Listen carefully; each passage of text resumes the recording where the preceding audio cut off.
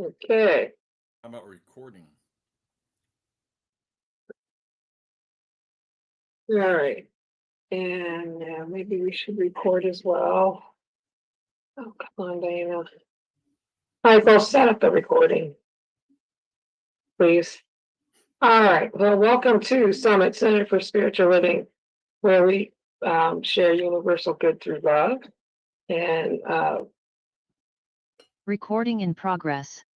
all right. So we're recording this, so we have this. But anyways, welcome to Summit Center for Spiritual Living, where we share universal good through love. And John's going to lead us in a song. We're gonna light the candle. Oh, well, yeah, we need to light the candle. Oh my goodness, I knew I was missing something. So Michael's explain the candle. Yes, we will light the candle. And so the candle, again, symbolic of there's only one. And there's two wicks here. The first wick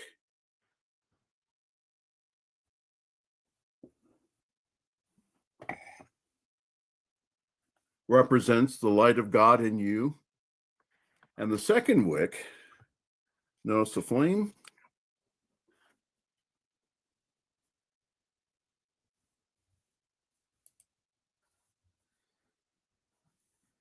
And the second wick, again, when we meet as community, again, we shine a much greater light to the world. All right, thank you. Now we'll have John do a song. All right. Joy is wonderful.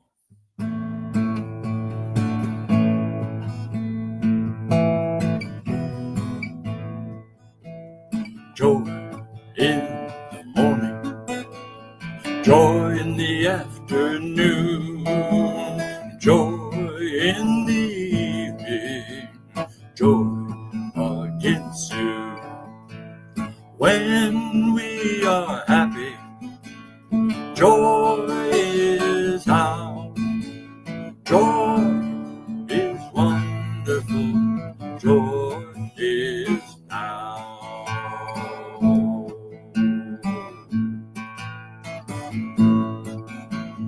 Joy in our homes, joy in our work, joy in relationships, joy at a birth. When we are happy, joy is how. Joy is wonderful, joy is now.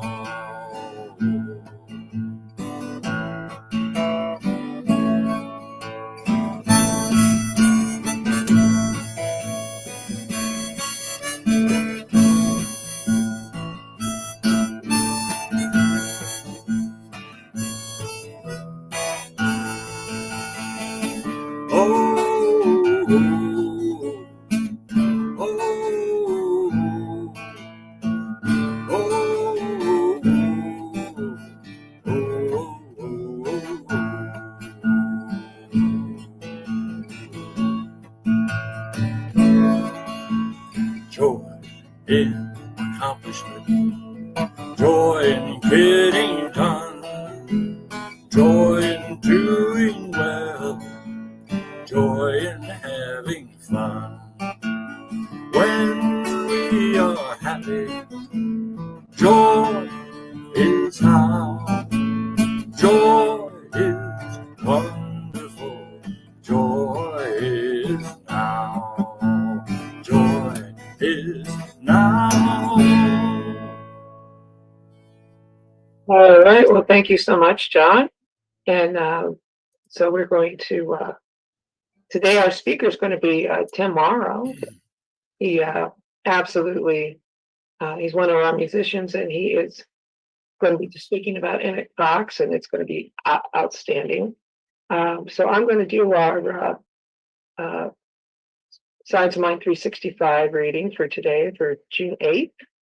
And then Michael, after John starts the music again, Michael will do the meditation. So today it says, the Spirit of Almighty goes before me. It says, I know that the power of God is an underlying principle of the universe, and that it is manifestation of Mother, Father, God. I know that God is all good. I know that good underlies all manifestation of thought and form, because good is harmony, complete balance. Good is at the root of all manifestation, regardless of its seeming absence. I know that this good is the basic principle of my existence. That which I am is good. It is vital. It is the vital living force that supports my every thought and deed when they are in harmony with it. Today I uncover that perfection within me. It is fullness I reveal in the indwelling kingdom. I look at upon the world of my affairs, knowing that the spirit within me may be both immediate and easy. I know there is nothing in me that could possibly obstruct or withhold the divine circuit of life and love, which is good is. My word dissolves every negative thought or impulse that could throw a shadow over my perfection. Good flows through me to all. Good shines through those thoughts and actions. Good harmonizes my body so that it revitalizes and manifests perfection in every cell, in every organ, in every function. Good harmonizes my mind so that the love sings joyously in my heart, and I am completely conscious of the all good in me, around me, in all that is. I am in complete unity with my good. Science of Mind 365. All right, John, if you want to go ahead and start a song, and then Michael will do the meditation. Thank you.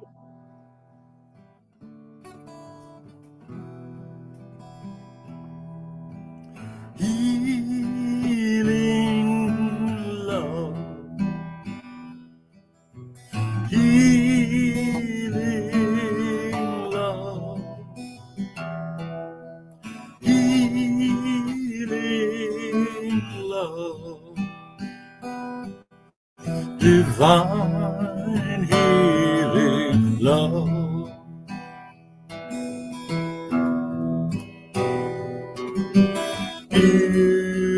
Beautiful love, beautiful love, beautiful love, beautiful love.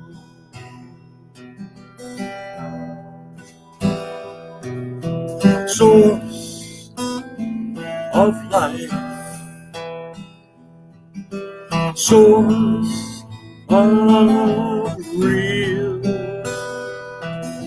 source of all,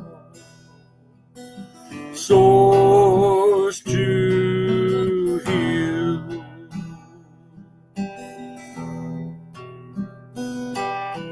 Graceful love, graceful love, graceful love, graceful love.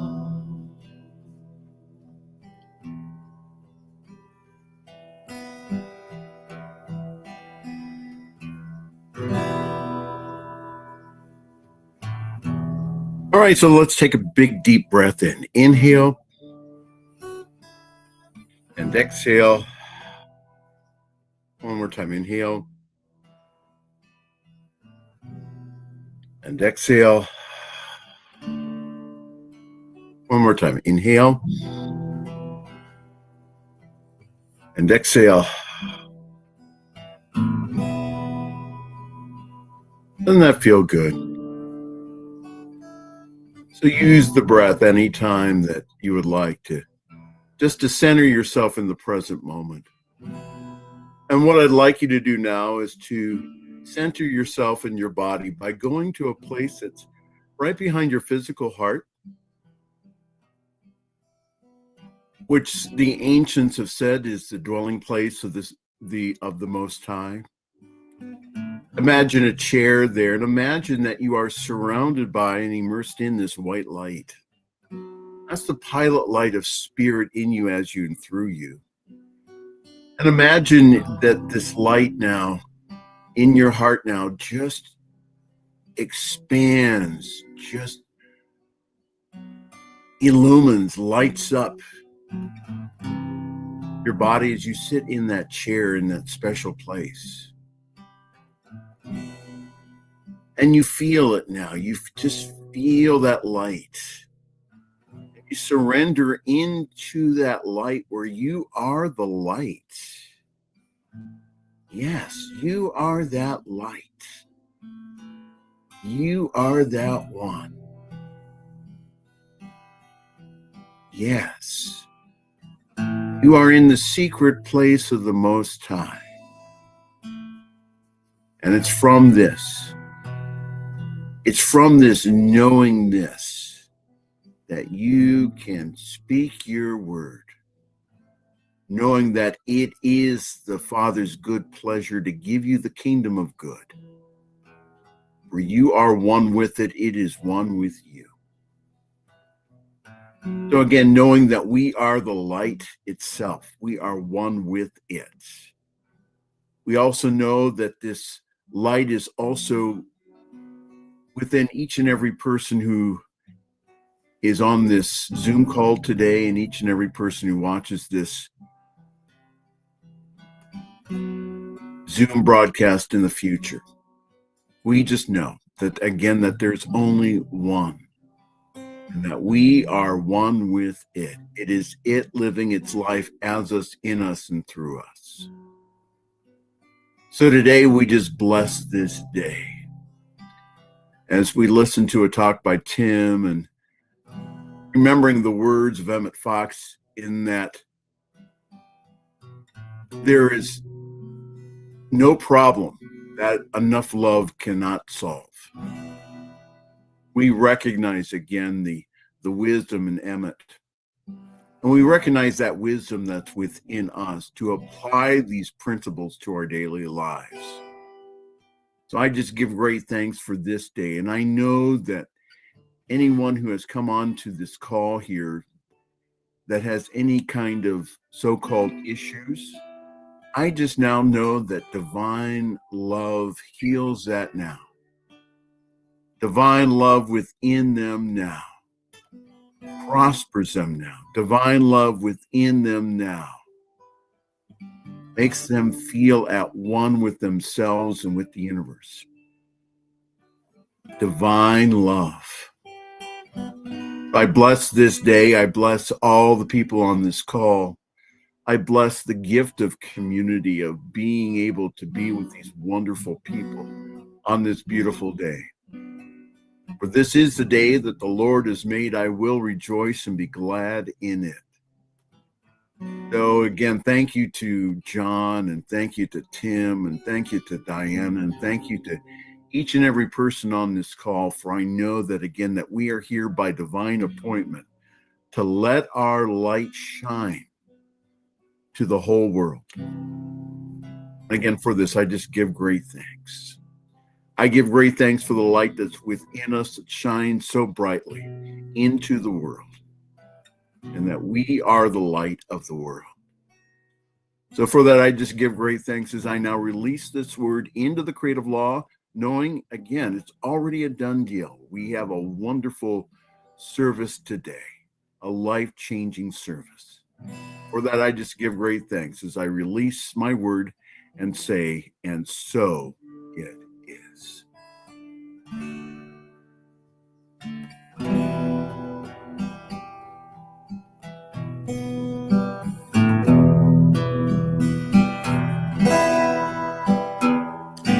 We are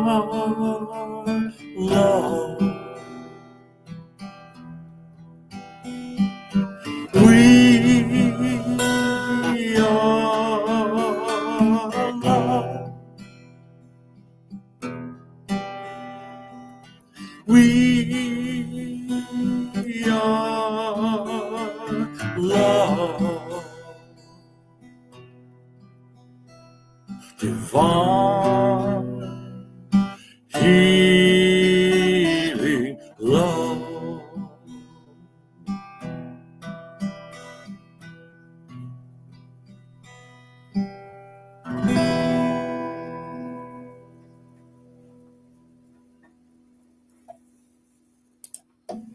All right, so now if you could open your cameras up, we'd love to see your beautiful eyes and the Spirit of God in you. Hannah's camera, I know that I'll stare into the H. There's Kyle. Oh, Kyle's beautiful eyes and everyone's. Oh, how wonderful. Thank Yeah, but even though she's not, we don't see her, I'm sure she's there. So you. She's there. yes. All right. Okay, thank you. Namaste. Thank you. Thank you, Michael. Thank you, John. And it is my pleasure to introduce our special speaker, Tim Morrow. And he's going to be talking about Emmett Fox, and I'm just going to turn it over to you now, sir. Thank you. Thank you. Okay, can everyone hear me well? Yes. Okay, so good morning. Actually, that wasn't just a greeting. It's a two-word spiritual mind treatment for massive greater good for everyone here today and anyone who's watching this on a video at a later time. Massive greater good in all areas of life and a perfect healing of anything that needs to be healed, starting right now, this instant. Okay, how many of you are ready to accept that experience? Those of you who didn't respond, I'm watching you all. But if you didn't respond, stick around. You might just change your mind. But in any case, good morning. And on this very good morning, we have an important lesson on an important teacher in our movement. When I realized that I gave this talk to this group about 2 years ago, I almost told Diana that I should do something else. But then I realized that it actually won't be the same talk because the presenter and the group have had 2 years to evolve in consciousness. It's like when I took Science of Mind 101 for the first time when I was still new to this teaching. And that was a very enlightening experience, needless to say. And then took the class again and explored the Science of Mind textbook again 10 years later, 10 years into my study of this teaching. It was like studying a different book, like I was reading it for the first time. Now, the contents of the book hadn't changed, but reading it from a greater understanding of it. And it's really important for us all to never stop growing in our understanding of this thing we call God or infinite spirit. Now more than ever. You know, do you all realize we're just over a quarter of the way through the 21st century? And these are turning out to be some interesting times. I don't need to reiterate the events of the past decade, but I think we can all agree that they brought about a lot of tragedy and anger and tribal thinking and cynicism. And yet, through it all, we're surviving and learning from our mistakes. I'm talking about the human race in general. And I have a good reason for my optimism. Throughout history, there have always been periods of trying times, some a lot worse than others, and yet every time period brings about a small part of the population that chooses to rise above that world mind thinking. These are people who choose to be part of the solution, or at least refuse to be part of the problem. Now, does the name Martin Luther King ring a bell? Or Winston Churchill? Or some of you may remember the talk I did a few years ago on Charles Dickens. and the list goes on and on. Michael and Diana Mangus. And without these great minds and voices of reason, the human race would have found itself extinct very early on in its existence. Now, if we take an honest look at the first half of the 20th century, I don't think anyone here was around then, at least for very long, but the population of that time had a lot of good reasons to be cynical. We talk about how unique our COVID-19 epidemic or pandemic is. They had the Spanish flu pandemic, and then 2 world wars, second one of which brought the Holocaust, then the development of nuclear weapons, and certainly no shortage of bigotry. It also brought us many people who chose to be the ones to light a candle, so to speak, when everyone around them was busy cursing the darkness. And I'd like to explore with you the life and consciousness of one such person, a great teacher and mystic by the name of Dr. Emmett Fox. Some of you may be familiar with him and his ministry. Some of you have probably even read one or more of his many books. For those of you not familiar with him at all, you're in the right place today. Dr. Fox was one of the most influential teachers of the New Thought movement, and his influence reached actually well beyond the New Thought community. Even today, there are practicing Buddhists and Baptists and people of numerous other religions who are fans and who have read his books. Many people of certain religions have to keep the books and their admiration hidden in their closets, but they're still fans and they still read the books. And anyone who is a dedicated student of this teaching, I strongly recommend reading at least one of his books or short booklets. Most are still in print and easy to obtain online. The language is somewhat archaic, but the lessons are timeless. And his ministry spanned just over 20 years, from 1931, when he took over as pastor of the Church of the Healing Christ in New York City, until his passing in 1952. Now, to begin at the beginning, he was born in Queenstown, Ireland in 1876 into an upper-class family. His father was a physician and member of the British Parliament. His family was very devoutly, and we could even say severely, Roman Catholic. He was highly educated at the hands of the Jesuits, and in his early life, highly respected as an electrical engineer, which in the early 20th century were few and far between, and very important in the progress of new technology. He was shy, quiet, reserved, and unnoticeable in a crowd, a classic definition of an introvert.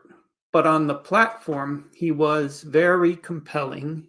By all accounts, not a great orator, but he had a presence and a consciousness that lifted the audience up and left many people with a higher understanding of God and of themselves.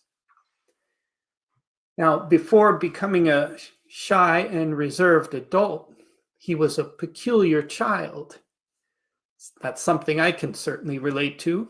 I think a lot of us can. His family had mixed feelings about his unusual trait. They didn't know whether to be proud or ashamed of it, whether to announce it or hide it. And this left him quite confused as a child, as would be the case with anyone. His family's ambivalence about his gift made him very unhappy and insecure. And the gift he is said to have possessed from a very early age was the power of healing. As an adult, he couldn't remember how it started or where it came from, nor did he remember how his devout Roman Catholic family even recognized it. Not the kind of family who would deal with that kind of thing, which gives this account all the more credibility. But they did put it to use discreetly. As Emmett Fox recalled vividly, several occasions in which he was taken from his warm bed in the middle of the night and bundled into a carriage and taken through the dark streets of his town to a candlelit bedside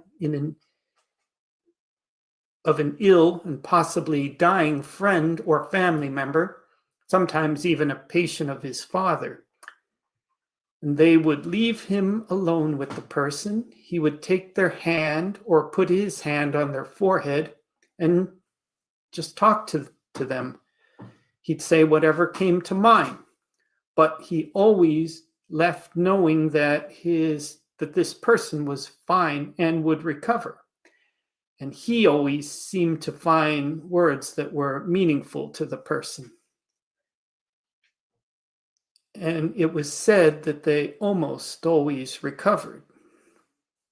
Then when he was finished doing this, they would bundle him back up, put him back into the carriage, and get him right back to bed.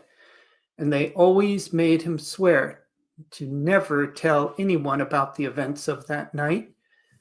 It would get them into some deep trouble with the parish priests. Now, you might think that this kind of attention would have pleased him as a child, because generally children do enjoy attention, but children generally really hate being different. And for this reason, it made him unhappy. He was very mistrustful of his family because he never knew what they really thought of him. And it isolated him from friends his own age group, and he felt he was carrying something that he didn't dare have them find out about. So he grew up shy, introverted, and confused about who he was, and confused about why the religion, which played a major part in his family dynamics, had no place for him in its heart. Now, he loved much about the Catholic Church, but didn't think that if it knew much about him, that it would have much love for him. So his parents eventually moved the family to England, and Emmett was turned over to the Jesuits for his education, all the way through high school and college. And during that time, he learned nothing that would help him understand this healing talent he possessed, or about his religion that would make him feel more at peace with it. But one thing the Jesuits did teach him very well was to think critically and scientifically. This is something the Jesuit order is well known for throughout many generations. Almost 300 years before Fox, they taught this critical and scientific thinking to Pascal, and about one generation before him, they taught René Descartes. And about a century later, they taught this thinking to Voltaire. And in each of these cases, they taught them to think so scientifically and critically and perceptively that they thought their way right out of the Catholic Church. And some even became its greatest critics. And this was the case with Emmett Fox. The Jesuits taught him to think his way right out of Catholicism. And he was always said, or he had always said, I should say, that it was a sad departure. I know a lot of people who give up the religion they were raised in saying, good riddance to bad rubbish. That wasn't the case with Emmett Fox. It was a gradual departure and not an easy one, because he'd had many fond memories of growing up in it, and there was much about it that he loved. But when you gotta go, you gotta go. And he had to go. See, because he had to get an understanding of who he was and where he fit in. We could say he had to find himself. So he broadened his investigation, and it was this search that led him to the New Thought movement, which was quite active all through England during the turn of the century, 19th to 20th century. He never really found a concrete explanation for his own gift of healing, but he did come to an understanding about spiritual healing in general that he could live with.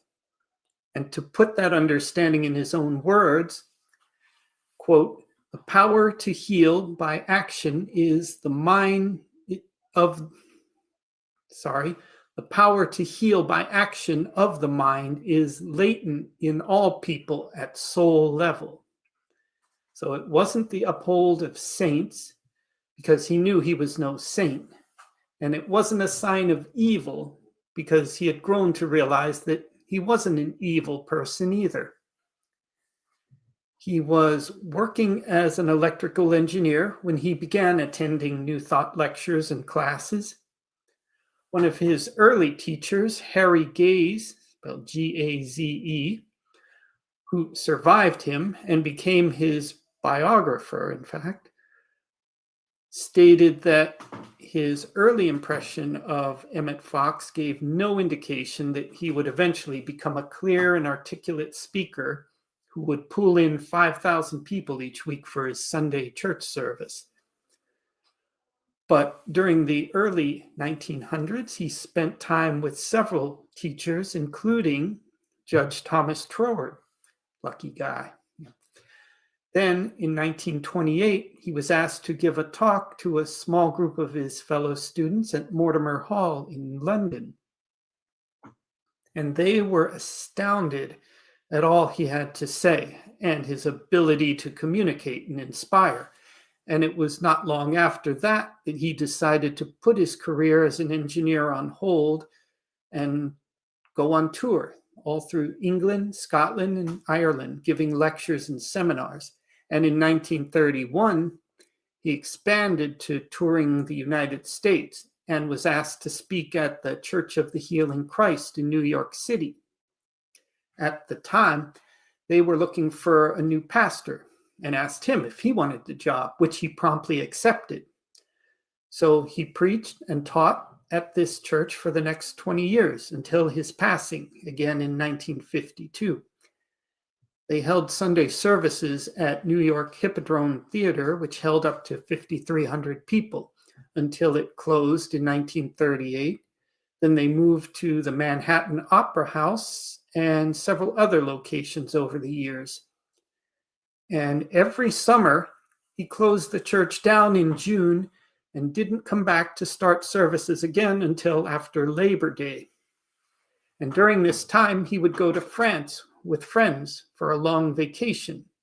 And every year he would tell the congregation that during that time when the church would be closed, there are a lot of other great New Thought churches that they could attend. And if anyone finds one that's a better fit for them, he would understand if they decided to stay with that one, because he wanted everyone to be in the right place for their spiritual journey. That was, I would say, a very generous and confident thing to say. Yet, every year after Labor Day, he always returned to a full house. And this was because he always had important things to say. Now, the main thrust of his ministry was to teach a higher understanding of God, of yourself, and of your world. Here's a direct quote from him on the subject. "What do you think God is like? That is the most important question, because your idea of God will determine your whole life." And remember, whatever your definition of God is, that's all that is. God can't really be defined. To define something, you need, I think we were talking about this last week, to define something, you need to say that it is this and it's not that. So how can you do that with something that's a universal presence? Something that's omnipresent, omniscient, and omnipotent. So to define God is an oxymoron. I think that's the right word. So our challenge is to always expand our understanding and always seek a greater definition of this universal presence, because that will always be the God of your experience. Again, in Dr. Fox's own words, we must dare to know God not as an entity beyond us, but as an activity within us. Also, our understanding that it is forever creating a new expression of itself. And one way that it's doing this is by means of you and me and anyone else you can think of. And as perfect expressions of God, we are always creating our world and our experience from the inside out. That's why Emmett Fox and many great minds throughout the ages have taught us that a change for the better out there in your world begins with a change in consciousness within here. That is a change in your belief, in your habitual thinking, and in your self-definition. And Emmett Fox had a genius for empowering people with this understanding without requiring them to turn against their past and without insulting their intelligence. And those of you who are ministers or other types of counselors know that this is not an easy thing to do.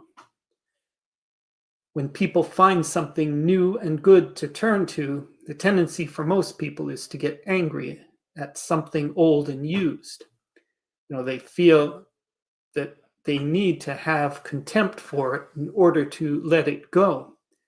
And Dr. Fox had a unique way of teaching that you don't need to be angry at it to let it go. You just need to be thankful for whatever it did for you and for the purpose it served while it was in your life.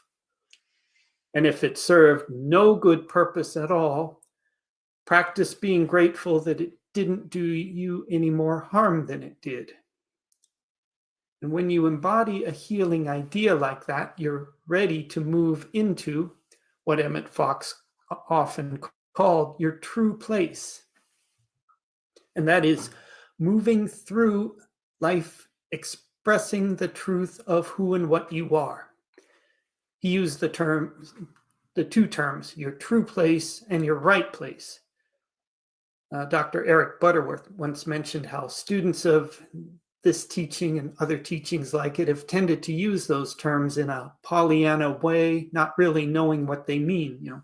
I'm in my right place and my true place, and so it is. But when Emmett Fox talked about your true place, he was talking about, like I just said, recognizing the truth of who and what you are, God expressing itself in a wonderful and unique way. And as such, expressing love, joy, peace, beauty, prosperity, happiness, and balance, and recognizing that all these things are your divine birthright, and thus letting them find their way into your life. Your right place, on the other hand, is, wherever you happen to be right now. However good or awful or mediocre your life experience is at the moment, that's simply the world cooperating with your consciousness. That is your definition of God, yourself, and of the world around you. But when you realize that that's not your true place and begin to work on changing what's going on in here, that's when everything that needs to happen out there begins to set itself in motion. So our challenge is to break down that barrier between your true place and your right place. The way my teacher, Dr. J. Scott Neal, would explain it in his own unique way was to repeat a paraphrase of the 21st Psalm. So everyone at home, repeat this if you're so willing. Yea, though I walk through the valley of the shadow of death, I do not need to purchase property and live there for the rest of my life. I choose to move through it and be unmoved by it. Got that? Okay. And that's a brief overview of Dr. Emmett Fox and what he taught. I hope you found it to be beneficial in some way. And remember, whenever we're studying Emmett Fox or any of the great minds that came before him or since him, remember what they knew, we can know. What they practiced, we can practice. So let's let it be our way, and so it is. Thank you so much, Tim. That was absolutely fantastic. And I really like your thing from J. Scott Neal. That's so true. It's so true. But it's so great. And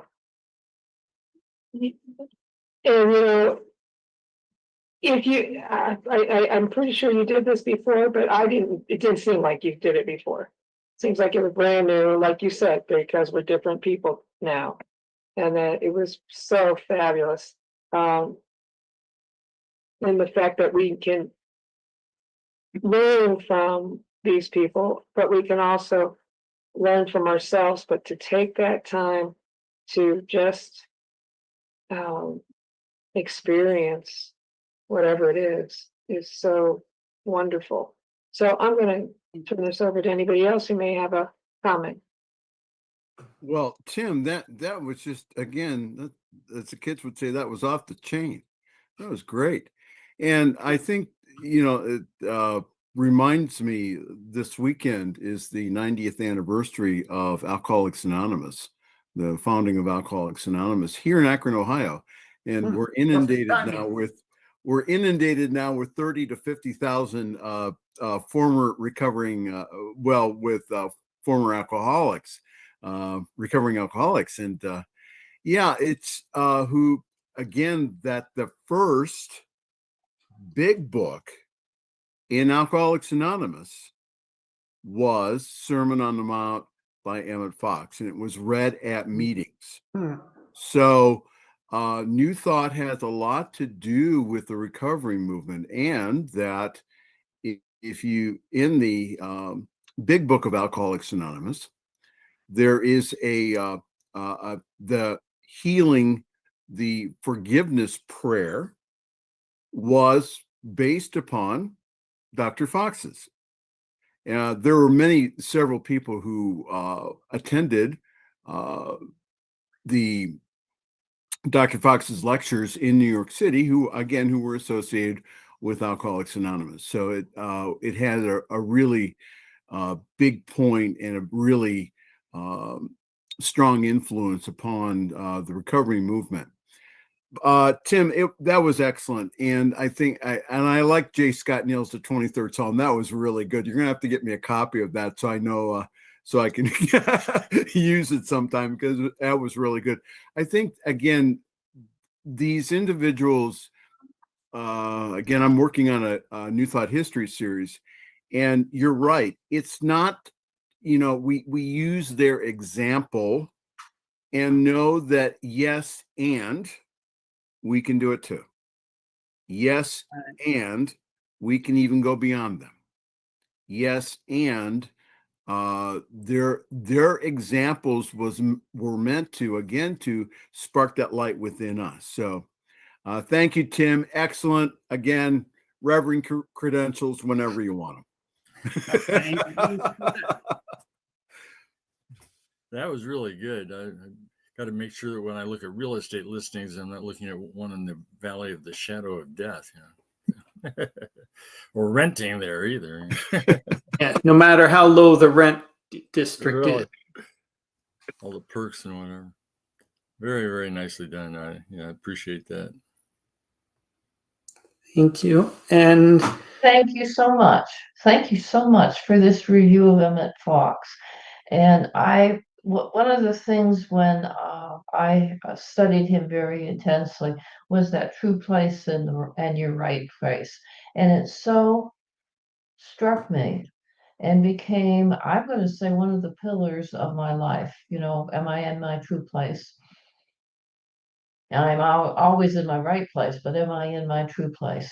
So I want to thank you for the in-depth on um, him. He's one of my pillars. So Mine thank too. you so much. Oh, and while we're on that subject, if I could, I'll Share your screen. share the screen. Here we go.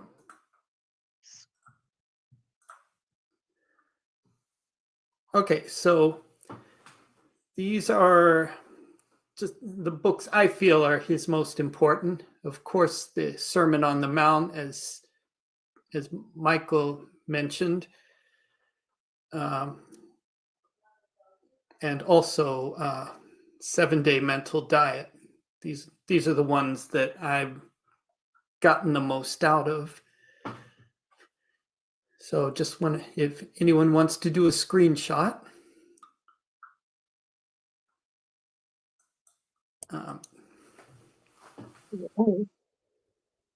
Thank you. And so I'm going to, unless there's any other comments or questions, I'm going to send it over to John now to do a song. All right. Well, I guess that's why I noticed a few more extra motorcycles out there on the roads this weekend, especially in West Akron, I suppose. I used to live a block from Dr. Bob's house, and we definitely had many motorcycles on my street parked, blocking my parking, where I didn't have a drive. I parked in the street. This weekend, each year. This is called So Long. It's about friendship and memory.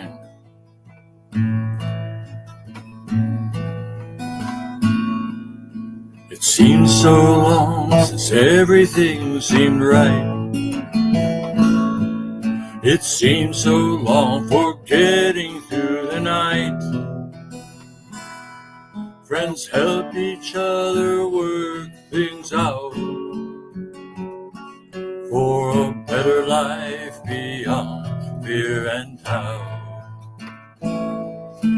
Friendships that we form in our experience of time remain in mind though we may be apart. The passage of the years, the laughter and the tears, so long inside the memories of the heart.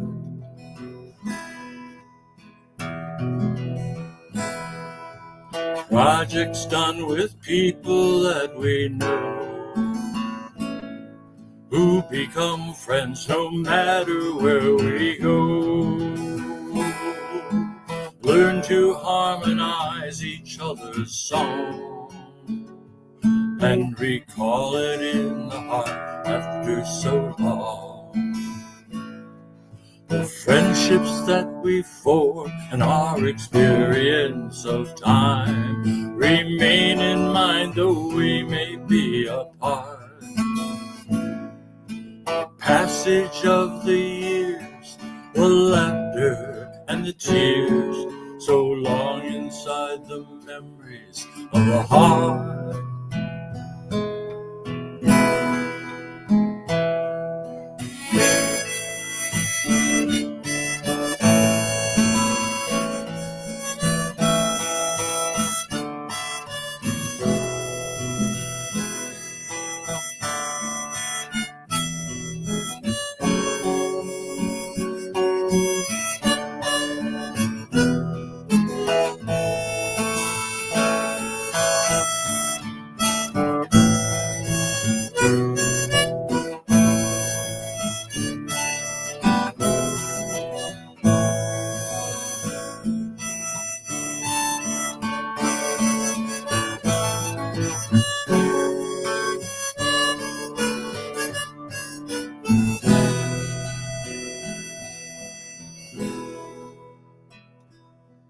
Enjoying time with friends at work or play,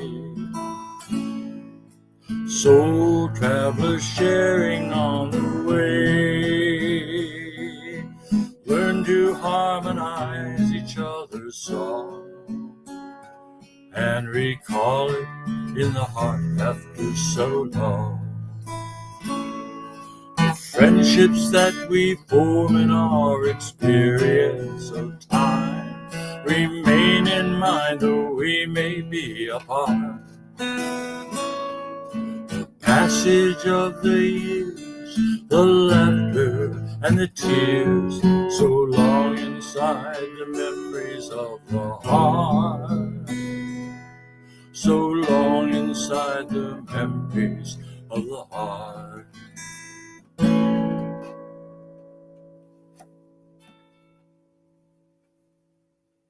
Thank you, John. That was beautiful. All right, so it is that time in our service where we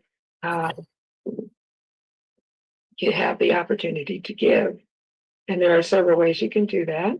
You can go to either PayPal or you can go to Zelle, and you would put in SSC of Akron at gmail.com, and you can give that way.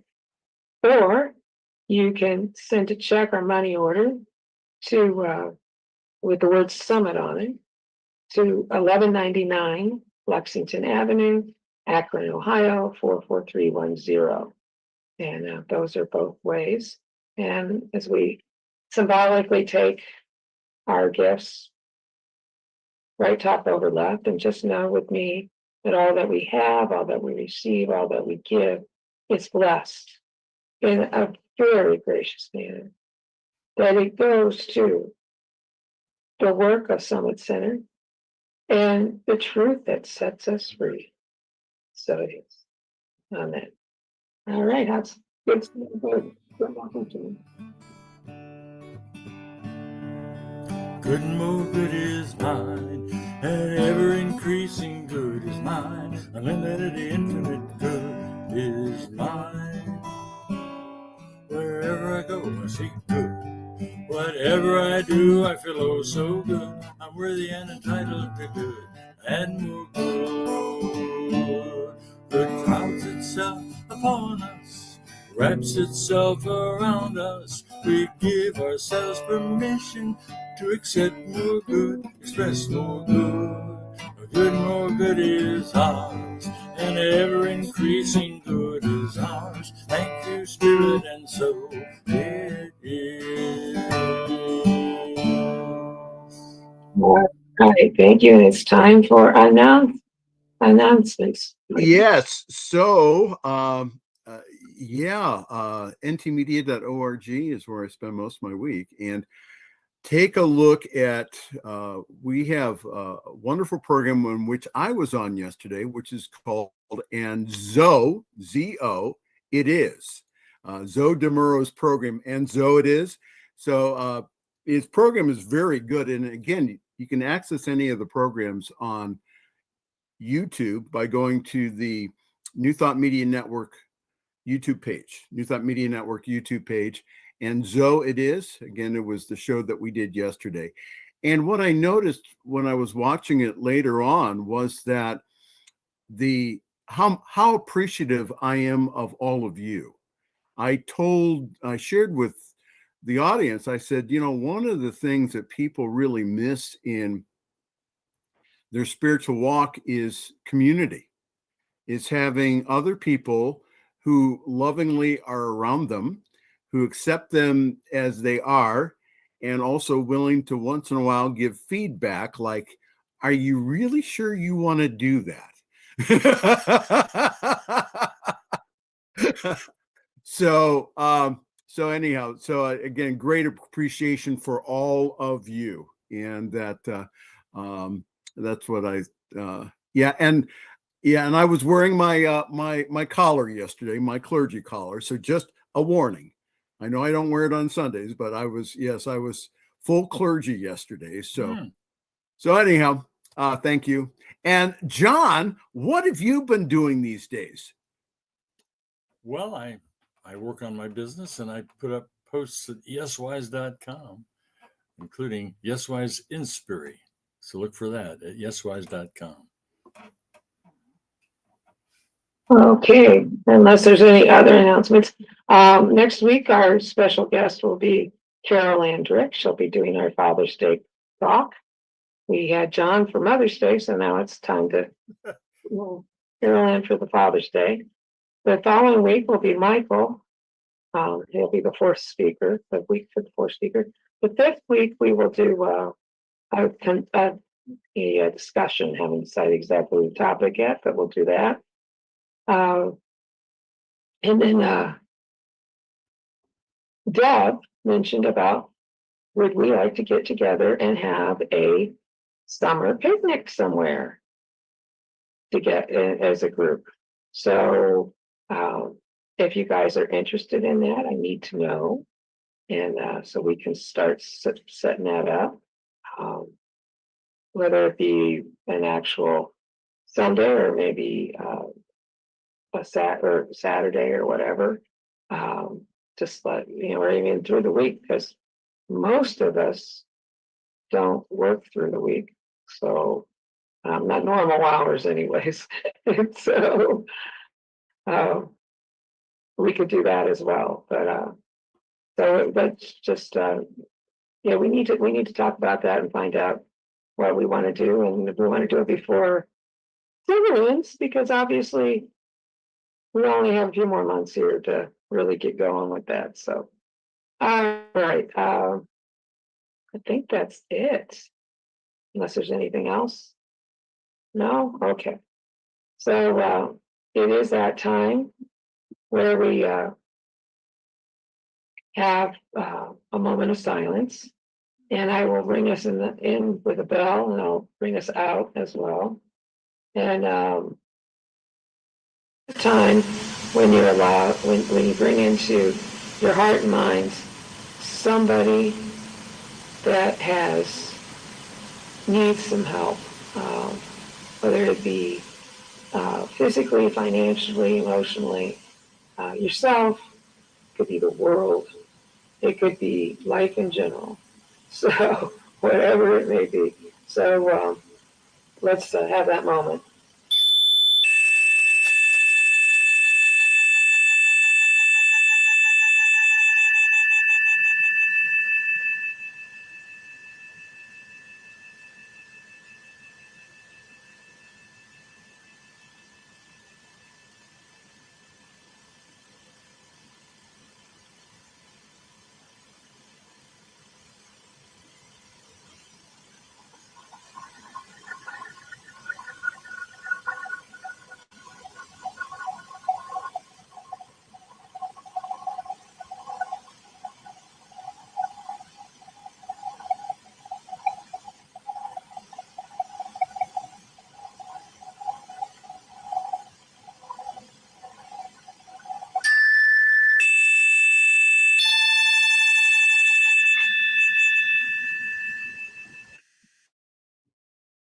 The light of God surrounds us. The love of God enfolds us. The power of God protects us. The presence of God watches over us. Wherever we are, God is, and all is well. All right. Oop. Need to share that. There we go. Real and true.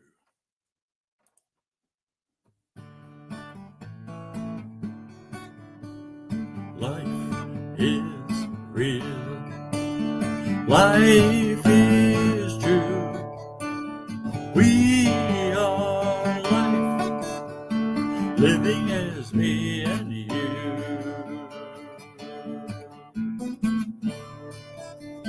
Joy is real. Joy is true. We are joy, living as me and you.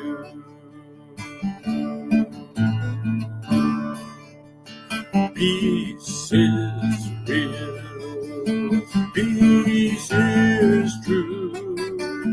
We are peace, living as me and you.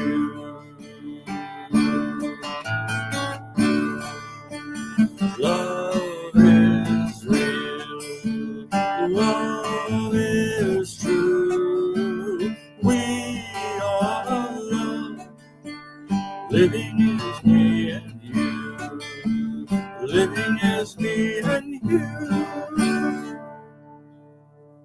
Okay, thank you so much. And Hannah, you can end our Facebook feed now. And 28. Here we can just